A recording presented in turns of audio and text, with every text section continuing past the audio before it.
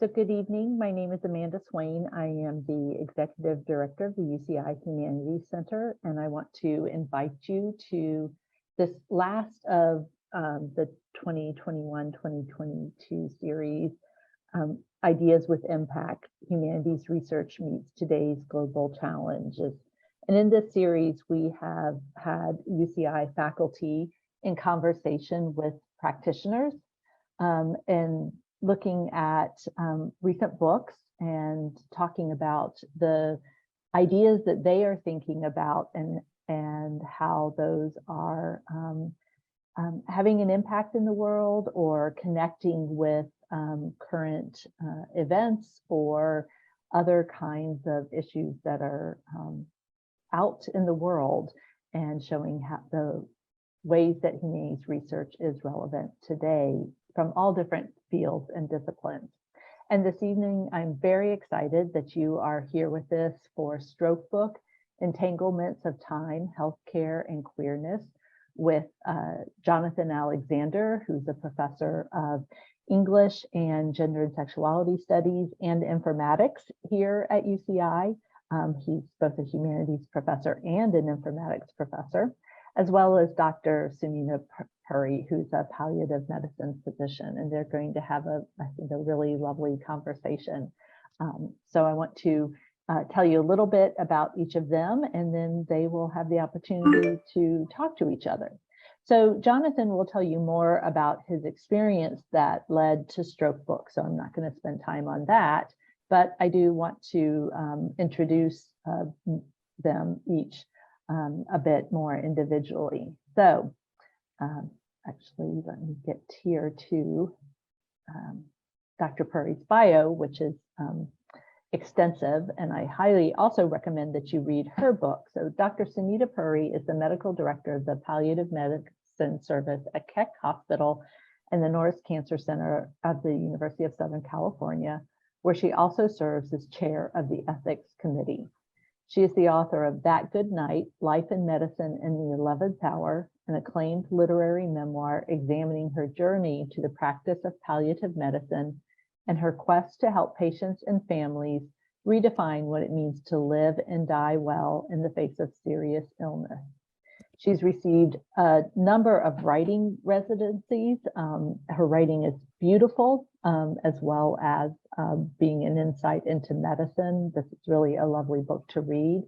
And her work has appeared in The Atlantic, People Magazine. She's written for NPR, The Guardian, Spirituality and Health, India Today, and many other places. She was the recipient of a Rhodes Scholarship, and in 2018, she was awarded the Etzheim Tree of Life Award from USC, and University of California. We always start with UC, but with the USC School of Medicine, which is awarded annually to a member of the faculty who, in the eyes of the campus community, models and provides humanistic and compassionate care. And Jonathan Alexander is Chancellor's Professor of English and Informatics. He is a scholar of wide-ranging interests, as you can tell simply from the fact that he's a professor of English and Informatics. His research includes writing studies and rhetoric, lifespan writing, life writing, and rhetorics of popular culture. He has particular interest in young adult fiction and has given me good recommendations over the years of things to read. He's the 3-time recipient of the Ellen Nold Award for Best Articles in the field of computers and composition studies. So he is really interested in multimodal writing and writing that is generated from self and collectively sponsored forms of writing, such as fan text. And more recently, he has turned his attention to the many varied forms of life narrative as a rich mode of rhetorical and political engagement.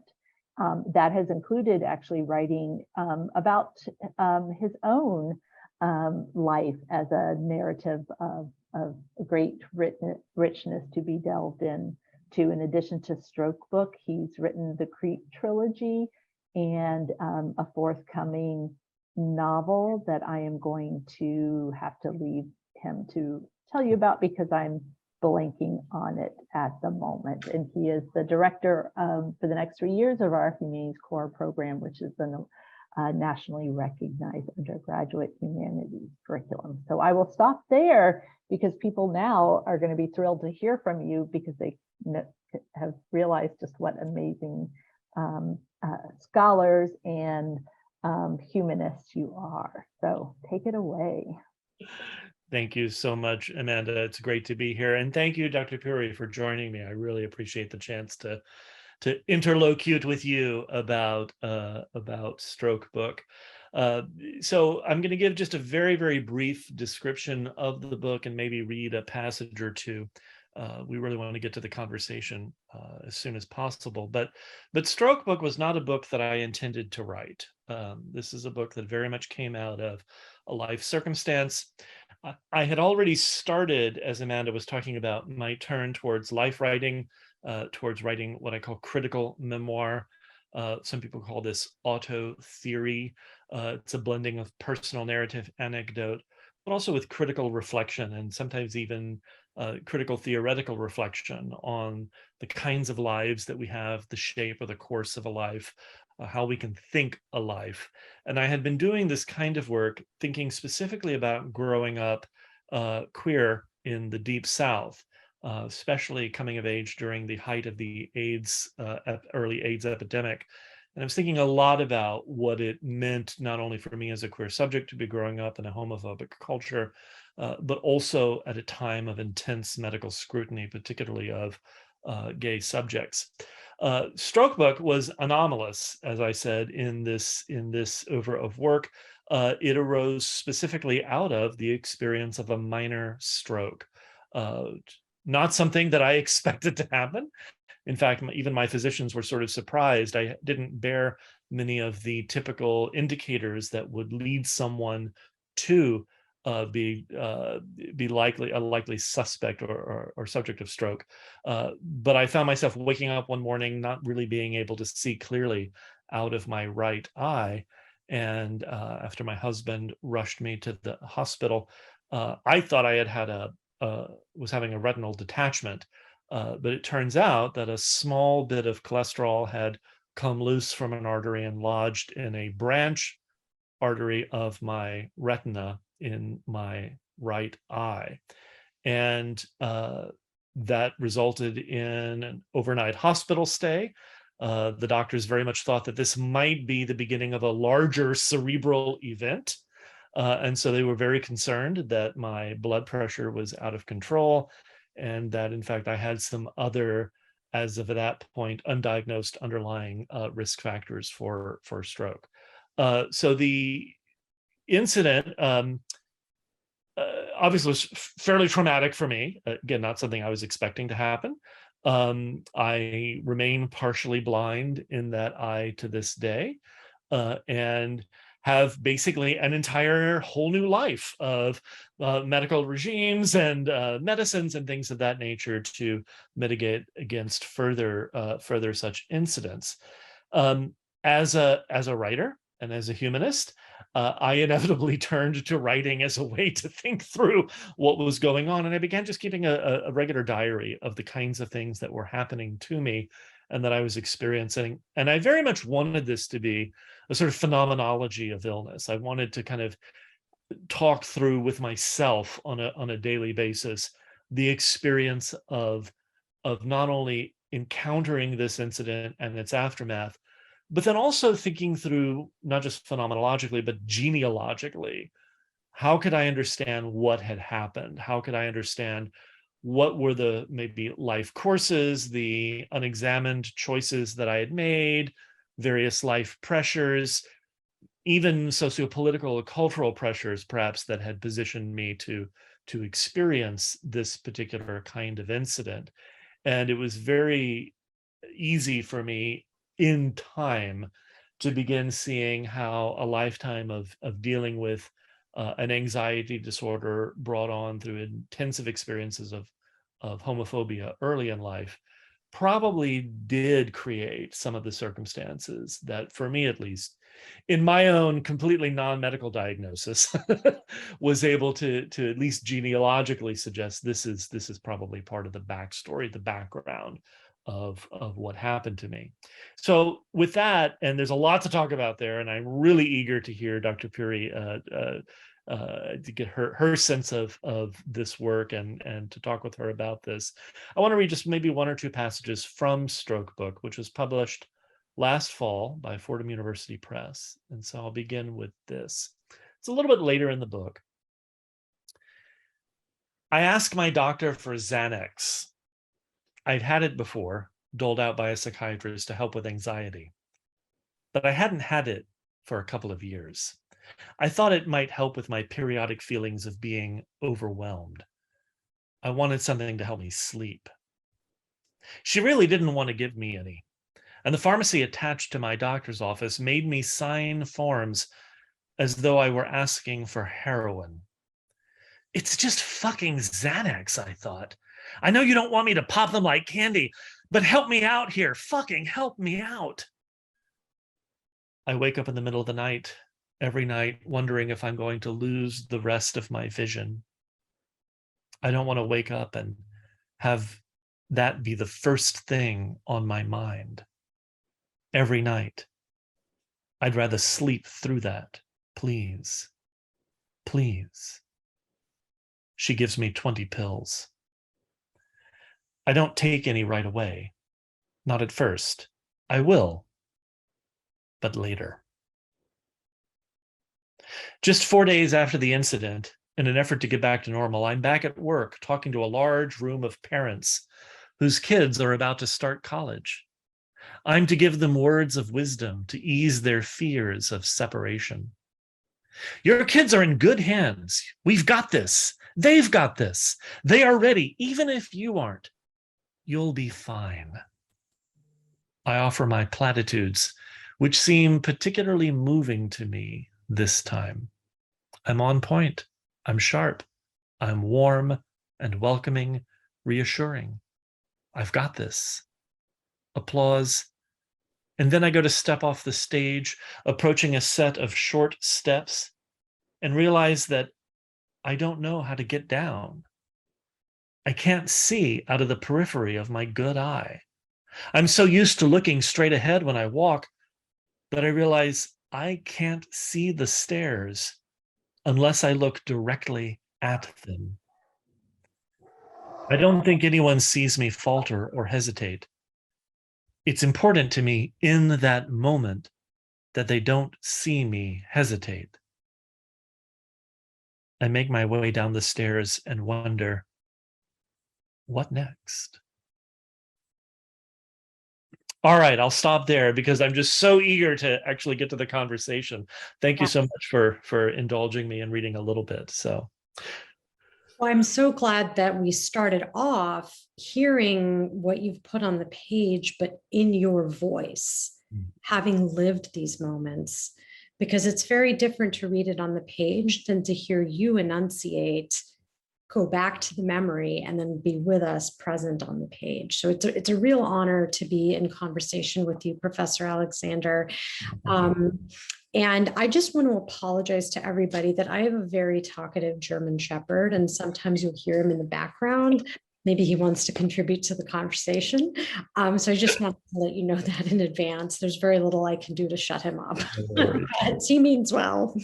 So something that I found so striking in your book, Professor Alexander, is the metaphor of sight. What it means to lose sight, but in the more existential sense, beyond the physical, what are the things that we have lost sight of? And I think going along with that, this idea that a body has a lived history, a body is a social entity. And then when something changes in the body, it comes to bear on that history. And you alluded to this earlier on, but this kind of living in a body that was judged and not accepted, and that you treated in certain ways because of that social experience, that all is something that you reflect on really beautifully in the book. And I'm wondering if you can talk a little more about what it meant to live in a body that society betrayed, Mm. and then to have biology betray you as well. Well, thank you. That's such an eloquent way to characterize the experience, and something that I think, as you're suggesting, isn't always necessarily available to be thought until we're in an incident, until we're in the aftermath of that kind of incident. And let me just mark first the privilege of being able not only to survive an incident like that, but then to have the capacities, to have the time, to have the ability to reflect upon it, and to have these moments even here to reflect on them with you. But I think you really eloquently described some of the experiences that I was coming into consciousness of in the aftermath of this incident. I think in so many ways in our culture, kind of Western American culture, we're invited to take advantage of our bodies, just to take them for granted in ways. And I had sort of taken my own body for granted to some extent. I mean, I have to admit, I almost feel like I'm on trial. In my defense, I had, especially throughout my 40s, begun to take much better care of my body. It's in our 40s that I was beginning to feel, right, my own age creeping up on me. I think what I wasn't cognizant yet of, that this incident made me much more aware of, is the way in which the body is kind of like in humanities, we might call this a palimpsest, right? It's several layers of life experience, several layers of different kinds of experiences, not all of which we're fully conscious of. Yes. Had sort of sedimented. And I was not fully aware that I was living in the aftermath of that sedimentation, of that palimpsest, of that multiple layers of sometimes traumatic experience that was eventually going to make itself manifest in this kind of incident. I was probably prescient unknowingly in that I had, throughout my 40s, really assertively gone to the gym, had started to work out, had started to be far more conscious of my health. And I actually credit my being here today with having done that work, actually, of having started to take far better care of myself. If I had not, I think the result of the incident could have been far, far worse than it was. Yeah. But I will say that I think that wasn't even necessarily fully conscious on my part. I think something prompted me to do that, and I think it probably was something in the body that was warning me, things are going to turn for you. You need to start to take better care of yourself. So I'm glad. I hope that makes sense. I feel like in some ways, I have to admit, Dr. Puri, I'm talking totally out of school here, but I can only talk to you about my own experience and how I'm trying to understand these things. So. And that is a quality that's very apparent in the book, that because you're searching, right? And one of the things I loved so much about it is that some of the entries are 1 or 2 sentences. Like, I think I remember one was very striking. It was like, pain. There's always so much pain. And that was the end of the page. And I think what really struck me is we're talking to some extent now about things that might strike people as theoretical, right? Like, what does it mean to live in a body that's socially defined, that responds to what society tells us that we should look like or we should be? And then we have the medical changes in the body. But this is not, the way you've written it is so much of a departure from theory in the best way possible, although there is theory in there, but you get this really raw, granular, scattered in the best possible way. You're kind of bringing us along this ride as you're searching to make meaning of what happened here. And as I was reading it, 2 lines from an author I'm sure we both love came to mind, of the Joan Didion in Weird Magical Thinking. Life changes in the instant, the ordinary instant. And this came up again and again as I was reading your book of just what does it mean to have a before and an after? And this is very much a searching narrative of what does it mean? One thing I really loved about it was that in between kind of more reflections about what happened to you, we really kind of see how you see the world and what you notice. So for example, the barista at Starbucks and his like beautiful fleshy butt. Yeah. And those were moments where I really felt like this is the importance of sight, of that sensation and engagement in the world. And I'm wondering if you can talk a little bit about the moment that you could not see normally and what went through your mind. Yeah, absolutely. First, let me just say, if you can remotely be reminded of Joan Didion by anything I've written, I can be done. I can call it quits. So thank you for that. So I appreciate you focusing in on that moment, and I don't know that I'll ever forget it. I mean, I actually was with my husband. We were in Colorado. We had just spent a weekend with family and friends. We were thinking about possibly buying a retirement home in Colorado, which is where my husband is from, which is where I had met him. My first job was in Southern Colorado. It's a place we love, a place of profound beauty, deep connections for us. So we'd had this wonderful, rich weekend. I had just taken a new administrative position on campus.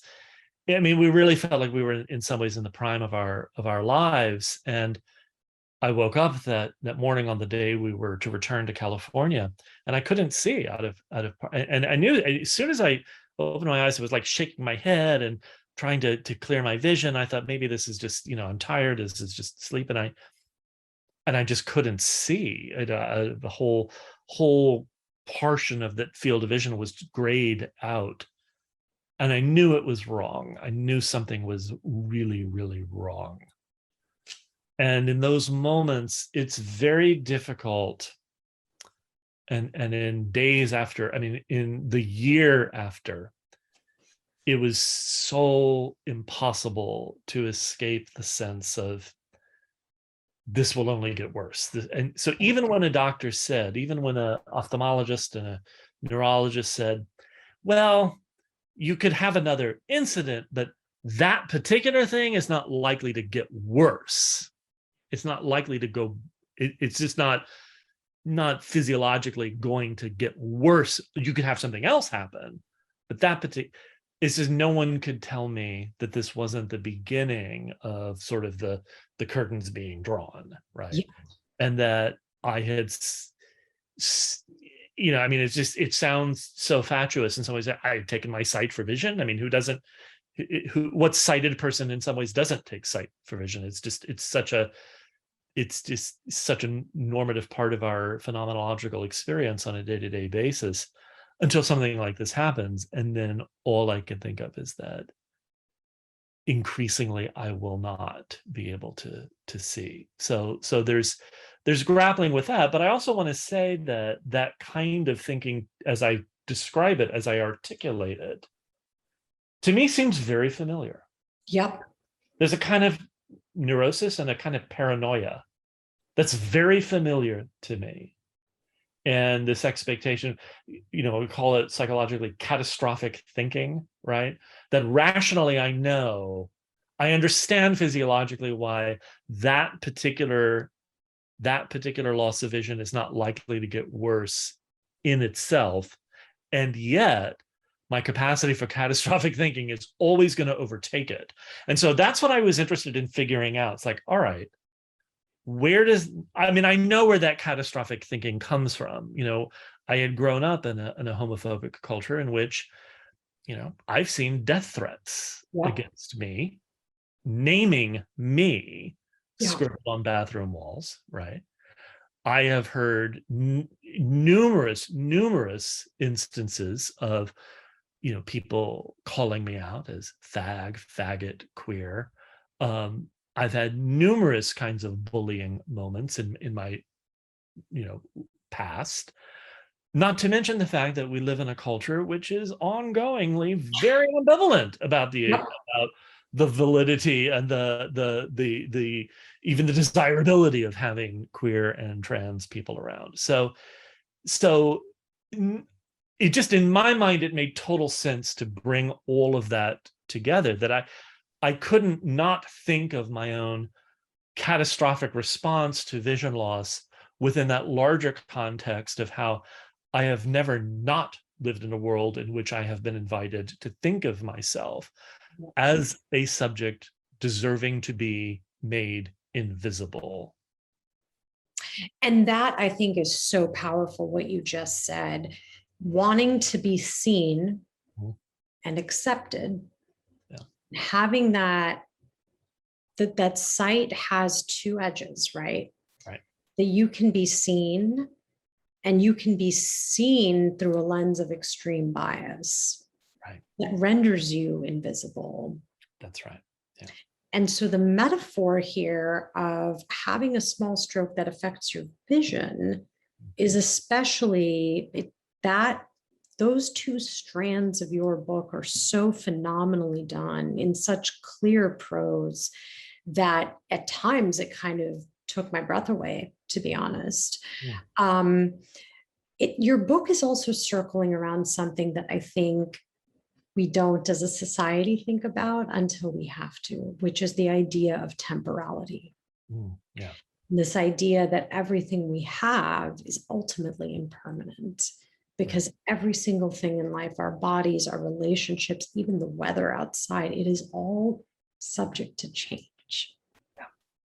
And we can know it rationally, but when the change comes for us, even in a way that was not, as you said, catastrophic, but was kind of knocking on the door of something bigger. And you have these passages about the philosophical inquiry you're doing about who will be with me as I die. Yeah. What has all of this that I've done meant? And I wonder if you could talk a little bit more about that, because I think this is an extremely important illumination of the sorts of things that we don't think about in our culture. And quite honestly, some people to whom these things happen don't reflect on, because it's easier to tell yourself, this isn't going to happen again. This was a small thing. Right. No, I think that's a wonderful sort of question about how we understand the incident and the temptation to make it kind of anomalous as opposed to symptomatic of a larger set of questions that we need to be asking ourselves. And so I want to first say that I appreciate you saying that there are moments that are sort of breathtaking in the book. People will often ask me, if writing through this kind of thing was healing. And I have to say that there are moments when I reread parts of this book, and I find it frankly triggering. Yep. I don't know that I find it healing. It's not. It helps me negotiate out a way of thinking about my current life, which is really one of the reasons why I think I do this kind of writing. It's not to resolve a past. It's not to heal a past. It's frankly just to find a way. How do I live right now? Yes. And so you're asking, I think, exactly the right kinds of questions, which is, the book is not for me valuable because it helps me document a story of an incident that happened to me. This is a book in some ways about questions I ask myself all the time. My husband and I do not have children, for instance. So the question of who will take care of us? What will our older age look like? Especially now that I'm well into my 50s, my husband is about to turn 50. This is a very live question. Yeah. And so when an incident like this happens, it sort of makes that question all the more pressing. It's like, you need to think about this. This is closer than you think. And, not again, maybe not to access too much catastrophic thinking, but I only have to look at very, very recent Supreme Court decisions to start to think about how is the world, how is our particular national context really not prepared to help me, much less many other people in our culture, think about major life and medical decisions that we're going to have to make. Yeah. And so not only not prepared, but in some cases actively working against our best interests. And so that's why I think, again, for me, none of this can be personally anonymous. I mean, I'm far too down the road of feminism and how the personal is the political, not to constantly push on those sorts of questions. That for me, this kind of incident is only a political incident. It's only going to be one that raises for me deeply political questions about quality of life, about what is the best kind of life that we can have, and how is our culture failing to provide us as its citizens the best opportunities for living and for dying with dignity. Yep. And so what you just hit on there about really engaging with what we want our lives to look like, what brings our lives meaning, but also in a national context where it's almost as though there's a predominant narrative of who should be allowed to live a certain way and who is excluded from that. And you had several passages where you were talking about the 2016 election. And as I was rereading the book, I thought, wow, I wonder if the current everything that's happened over the last week might come up today. So it sounds like, also, what you were saying at the end very much resonates with me, because as a palliative care doctor, I'm constantly asking people questions like these about, tell me what brings you meaning in your life. Tell me who matters to you. Tell me your fears. Tell me what you worry about with regards to your illness. How much intervention is too much intervention? If your quality of life, what you're telling me, doesn't have room for the sort of devastation that chemo might cause to your body. And so you do this really well in the book, where you're posing these questions in your own interior, it's a very interior book. And in that interiority, you kind of are prompting the reader to think this through for themselves. And you do that so nicely. You also ask something that has come up a lot, and even as I reflect on my own life and what I find meaningful. So I want to read a passage that I thought was incredibly well done. One second. So this is on page 152 for the folks who have the book. And if you don't have it, you should get it stat, as we say. Other questions come or return, seeming new, renewed. What life am I crowding out? What aspects of my being languish or remain underdeveloped, or have actually died because I couldn't or didn't attend to them while I was focusing on building myself professionally, cultivating defensively the kind of life of security and moderate prosperity that would signal that there's nothing damaged here, that there's only the good stuff, success, value, pride in a job well done. What time do I have left for the already crowded out? And what will still be, despite my best intentions, crowded out? Talk to me about that passage. Well, thank you for reading that. To me, that's in some ways the queerest part of the book.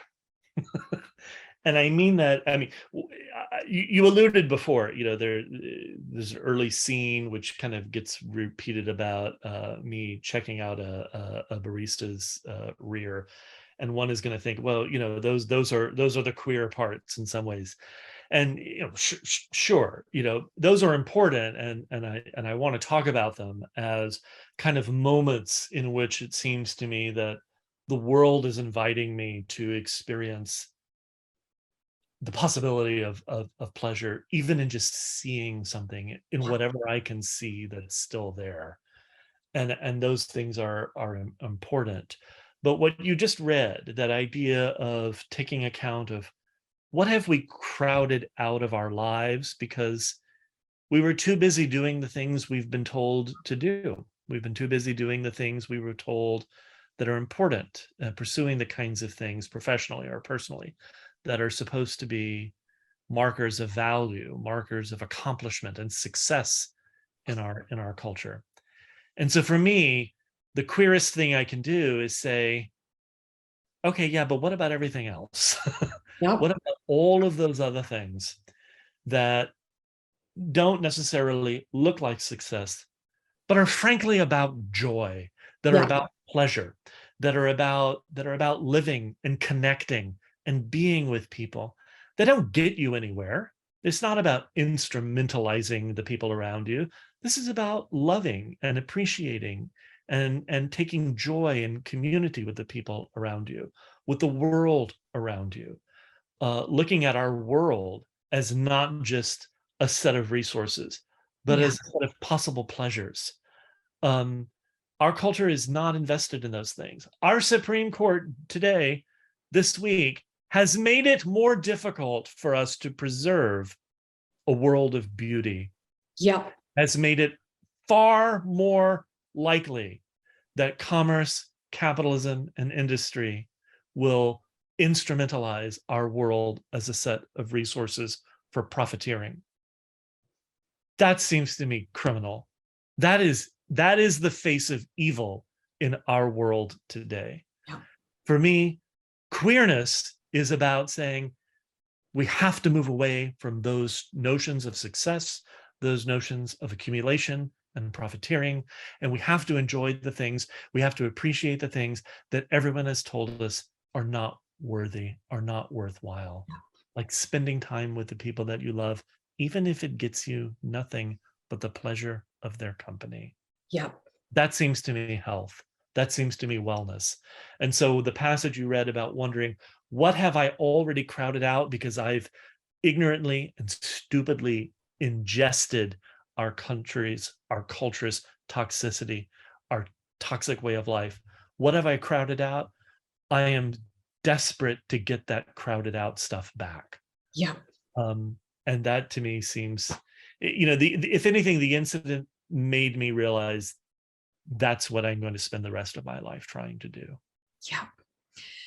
I mean, I'm very moved by your answer, and just so much in there that I think we all need to hear, including the politicians and the people on that court who made decisions that are really, truly not respectful of the lives of people who could get shot on the New York City subway now, or the lives of women who no longer have the sort of free choice or free will to determine how they will live with or without child.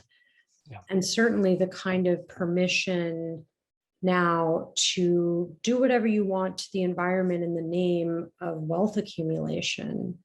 Mhm. But the natural world is where so many of us find pleasure.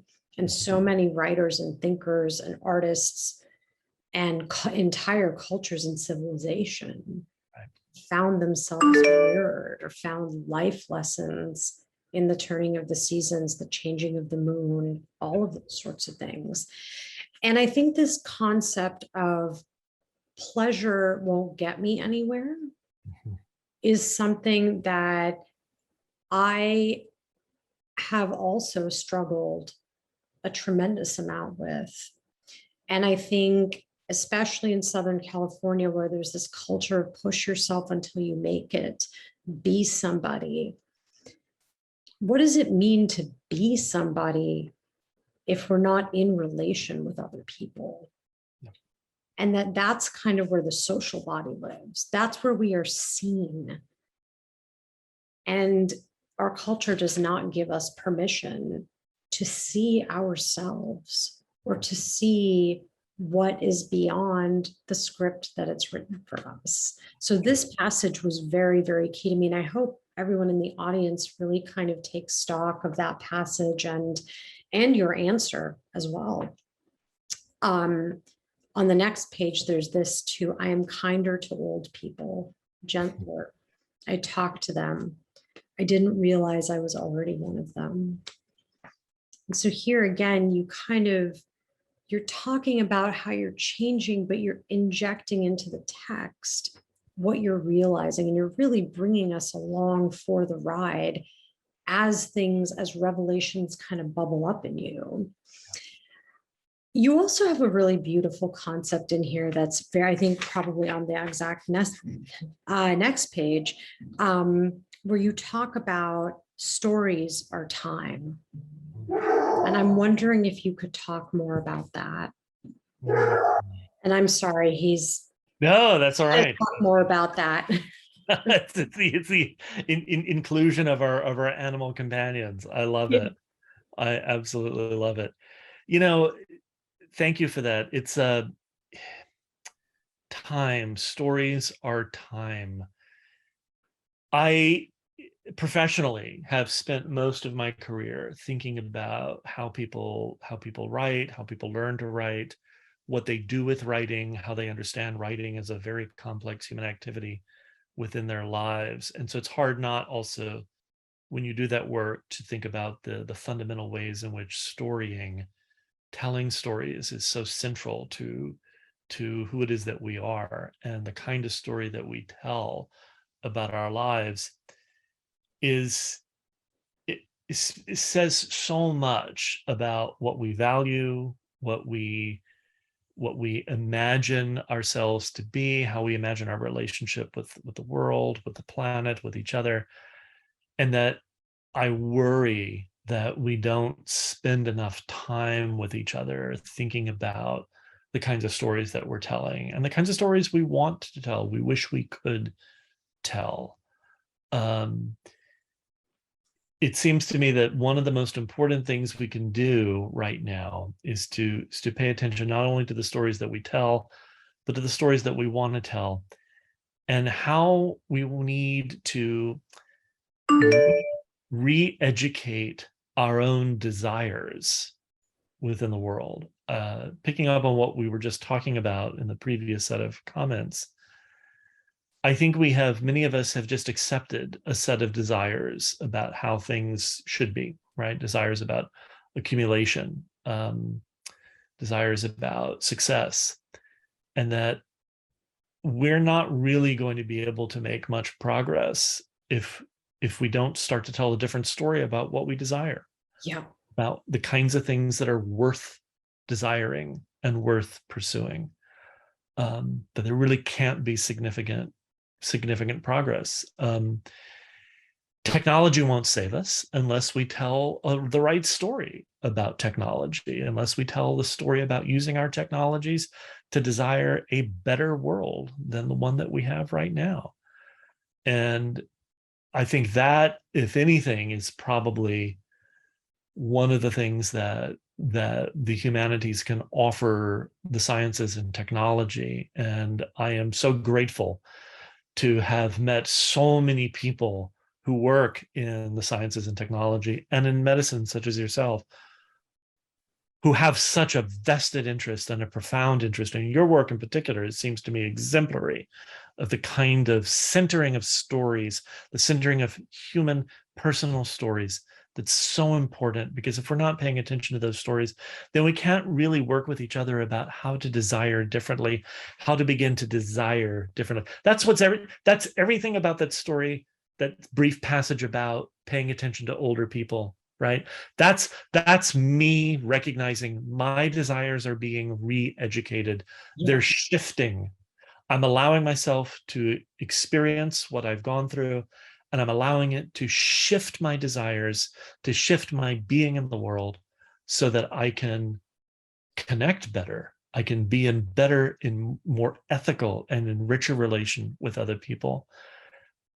That to me seems to be everything that we need to be doing as a culture. And I'm just sorry that we're not doing more of it. I know.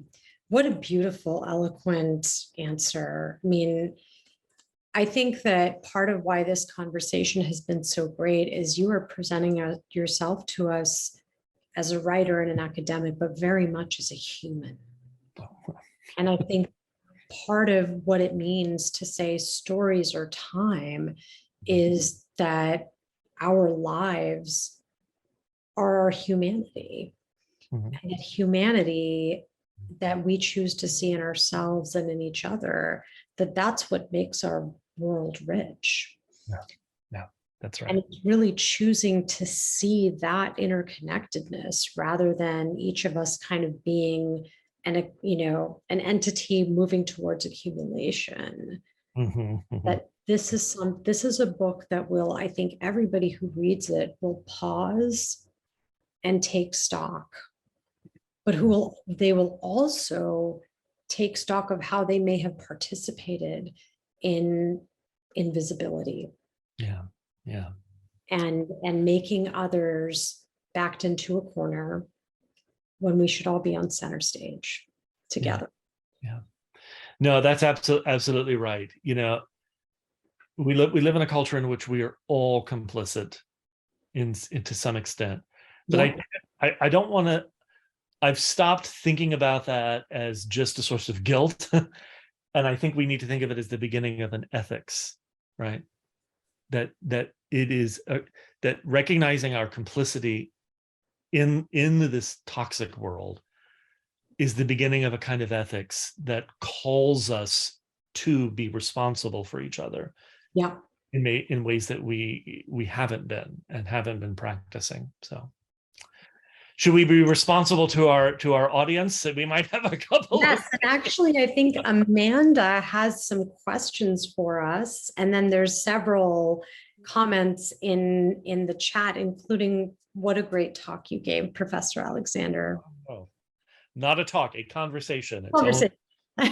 This conversation is only as good as the interlocutors, and I have a superb interlocutor tonight. Thank you. Yes, I'm almost afraid to come in with some questions because this is been such an amazing conversation. And Kirk Davis, great friend of the humanities at UCI, I think speaks for all of us when he wrote, what a great talk. Thank you, Professor Alexander. And I say the same to Dr. Puri. One question that was asked by another professor at UCI, I'd like to kind of shape into somewhat of a broader question. And that is her specific question. This is from Catherine Benamou to Jonathan, is how has your life changed since this episode in terms of self-care, and do you address this in the book? And I think she asked that very early on, and I think you have talked about that. But I think more broadly in terms of thinking about care and what does it actually mean to care for yourself as embodied, a physical body, a human being. And Dr. Puri, I'd like to hear you speak to that also, because you are, as a palliative care doctor, working with people who are facing end-of-life diagnoses or potentially end-of-life diagnoses, and what kinds of ways of thinking about care can that bring about? Yeah. Great questions. So I'm going to say something quickly that may be a little shocking about how my experience of the world has sort of shifted since this incident, and the book really covers sort of relative immediate aftermath, maybe half a year out. So it doesn't go into a longer durée of how my life is altered. But I will say one of the things that I certainly have experienced is I'm far less patient than I used to be, which is kind of funny. I mean, obviously I think my physicians would like me to, relax, chill, take it easy. but I do. I am far more willing to give myself that time than, although my husband might disagree. But I do. I really do. I far more give myself that time to not only do the sorts of things that I find pleasurable and enjoyable and foster and nurture the connections that are important to me. But I do find myself a little impatient at times, and maybe because I do sense, my own mortality in ways, but I don't regret that in some ways. If anything, I feel more focused and really only willing to take on the kinds of tasks professionally that help to foster the kind of world that I want to live in. Yeah. And that to me, that the only word that comes to mind is that's a gift. I accept that as a gift from this experience, and that seems really important to me. But I'm kind of curious because, I would be lying, and I know Sunita knows what I'm talking about, given all of her experience in palliative care. There are moments of anger, and there are moments of deep sadness and grief as well. And that those are as much a part of this experience as a renewed sense of energy or direction. I can't talk about that renewed energy and direction without also acknowledging some impatience, some anger, and a profound sense of loss as well. Yeah.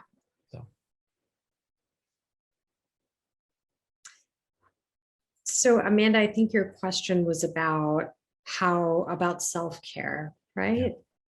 Or thinking about care in general. It's about, the term self-care has become such a, I don't know, just it's become a bit generic in some ways. And so thinking about care, whether that is, however that might be defined. Yeah. I think it's important to think that, the sort of injunction to self-care, the command to self-care is sometimes delivered because it makes us better workers.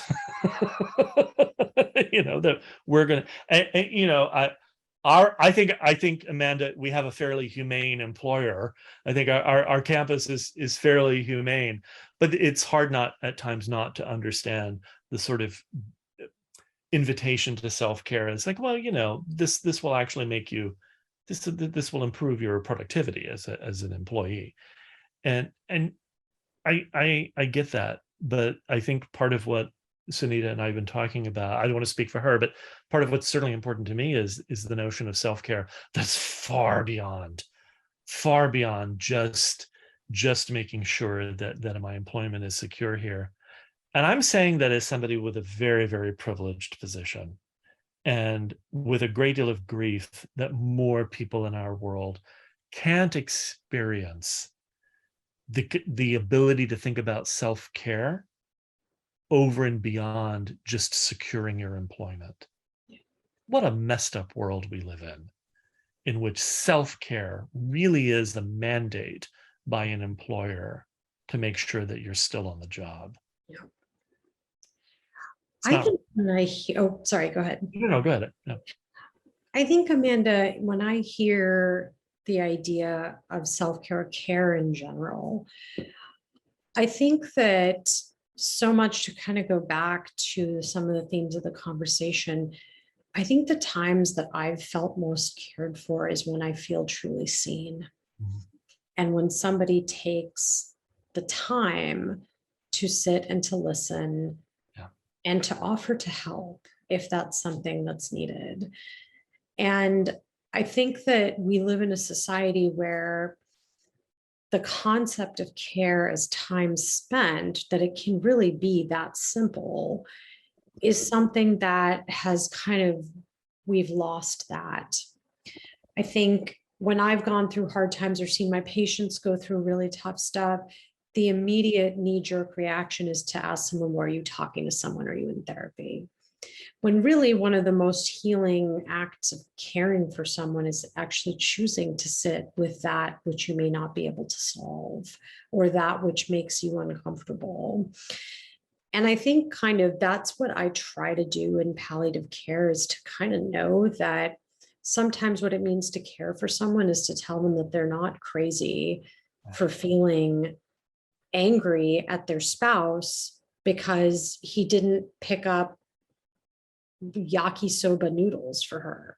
You know, it's like the tiniest things that might make somebody upset, and they're asking you, am I crazy? Because there's clearly more important things going on, but they're not crazy. And that kind of reaffirming of your humanity, I think, is what true care can look like. And I think self-care, you know, during the pandemic, which is not over, but during some of the worst of it, we were definitely like the kind of self-care and burnout of physicians was a big topic. It still is. But I kind of feel like we're beaten with that stick in as though we are the only ones who determine our experience. Whereas a hospital administration is not going to take responsibility for their part in our experience.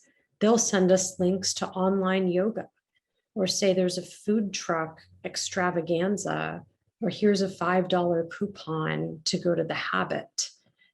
And I think when we're talking about the self that needs to be cared for too, I think a lot of people, myself included at times, have had trouble locating that self. Is it the doctor self? Is it the daughter self? Is it the partner self? Or is it something that stands apart from all of that? And so I think, you know, I remember someone asking me in the thick of the pandemic, what are you doing for self-care? And I really didn't know how to answer the question. And then because I didn't know how to answer it, she got really worried. And I think that defining self-care kind of begins with figuring out which self are we talking about. My doctor self had to put up stricter boundaries and not make multiple calls to families in the same day to see how they were doing.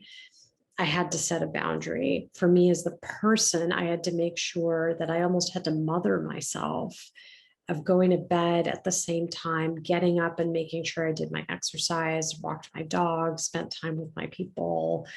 So I think the very nature of care is something that we as a society, and certainly we in the medical profession, have to think through a little bit more. And taking care of the self really means locating the self.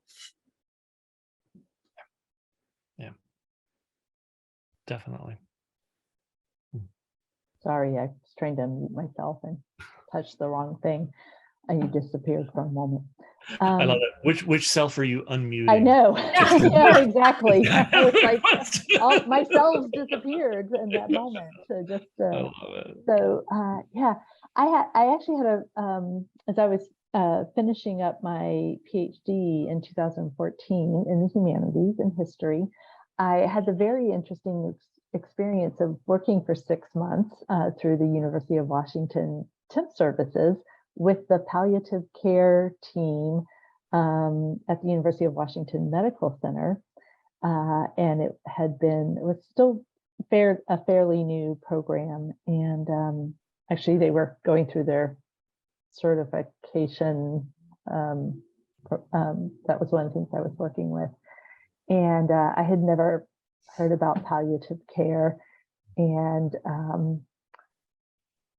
pretty soon I realized it was one of the most humanities experiences I was ever going to have, was working with this team of doctors and nurses and social workers.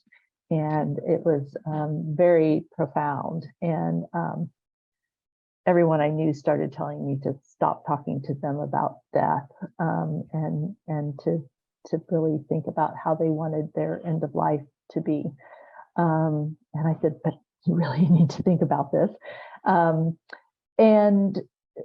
But one of the things I find most interesting about palliative care and this connection, I think, in what is fascinating to me about your memoir, Jonathan, and your memoir, Sunita, is this making of meaning of the body, both the medical, what is happening medically, and how what is happening to the body, and how medicine is thinking about that and how the person is experiencing it. And that for Jonathan, you are, as a, the patient experiencing this, you are both making meaning of your own experience, but also trying to make meaning of what doctors are saying to you. Mm-hmm. And Sunita, in your memoir, and I can imagine continually, you are making meaning of, as in your journey into being a palliative care doctor, making meaning of what you are seeing happening medically, but also of what these patients you are working with are experiencing and where that connects and disconnects. And it's in that space where those either miss each other or can come together in surprising ways of making meaning, that I think this is most powerful.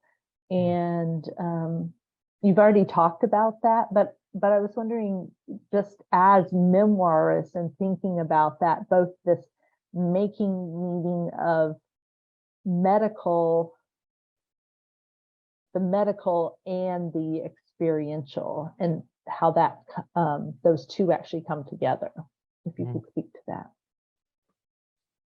That's right. It's fascinating question, and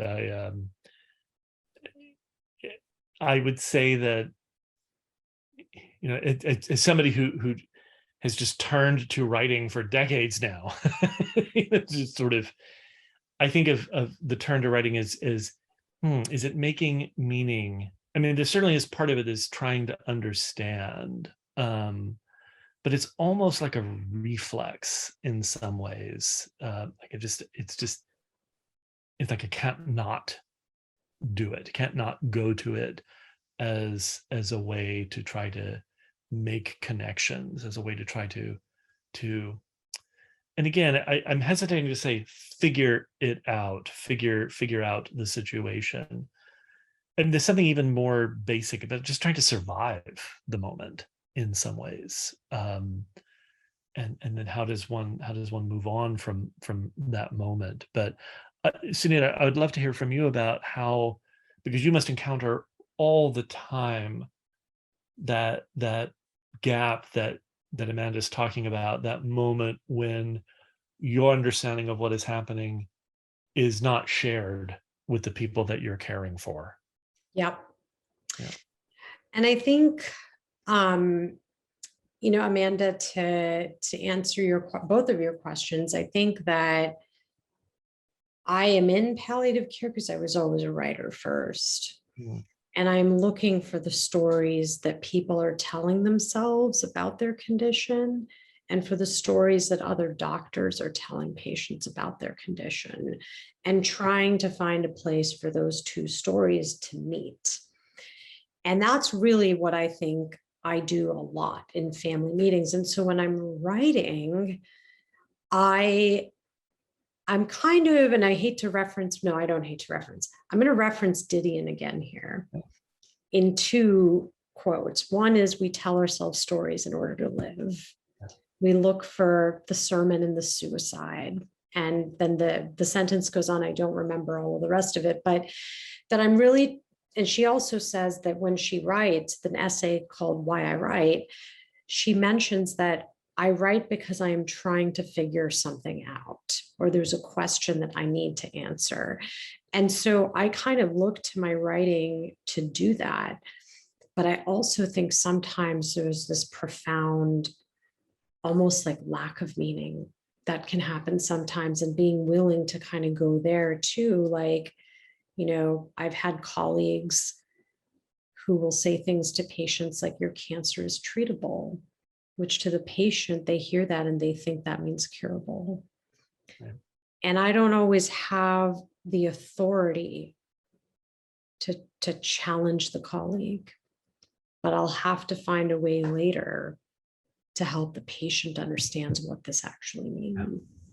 And so it's a lot of kind of trying to understand why that person cannot say this is an incurable cancer, which means it will be part of your life until you die.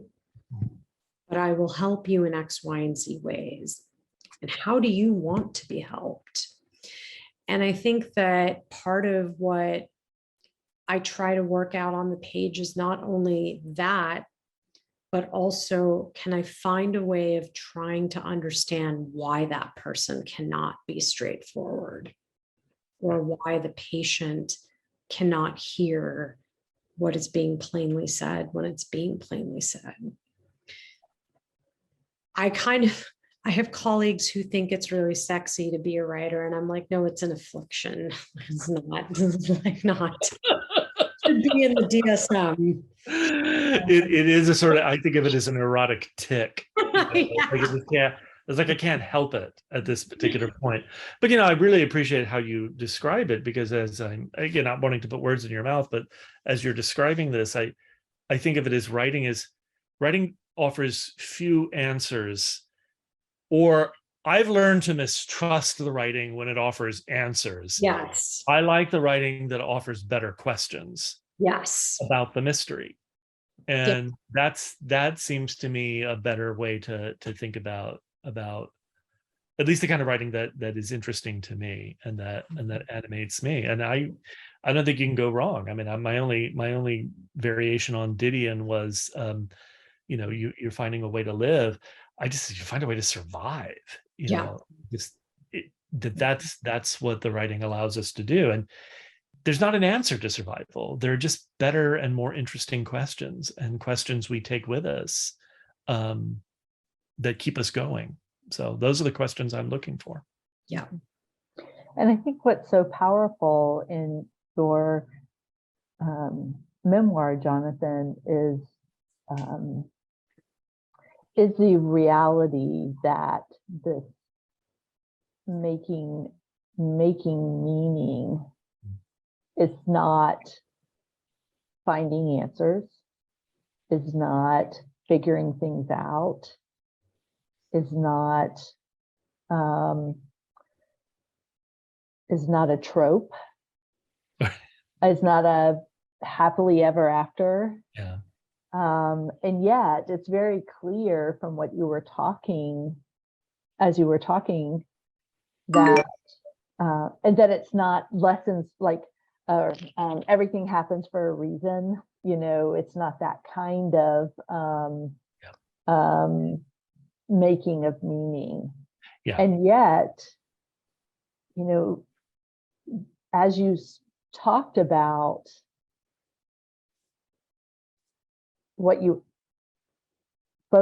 how this experience has left you with anger and resentment and joy.